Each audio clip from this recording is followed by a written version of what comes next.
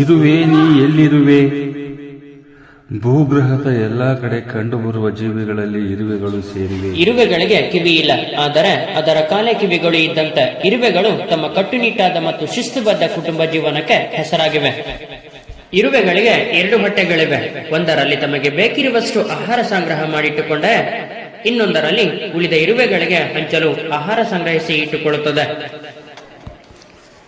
ಇರುವೆ ತನ್ನ ದೇಹದ 50% ಭಾರವನ್ನು ಹೊತ್ತು ಒಯ್ಯುವ ಶಕ್ತಿಯನ್ನು ಹೊಂದಿದೆ. ಅದು ಎಂದಿಗೂ ತನ್ನ ಕೆಲಸ ಮಾಡುವ ಪ್ರಯತ್ನಗಳನ್ನ ಕೈಬಿಟ್ಟು ಮುಂದೆ ಸಾಗದು.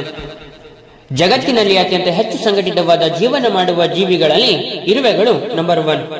ಇರುವೆಗಳಿಂದ ವಿದ್ಯಾರ್ಥಿಗಳು ಕಲಿಯಬೇಕಾದುದೇನೆಂದರೆ, ಎಂತಹದೇ ಸಂದರ್ಭದಲ್ಲಿ ಅಭ್ಯಾಸ ಮಾಡುವ ಕಾರ್ಯವನ್ನ ನಿಲ್ಲಿಸಬಾರದು.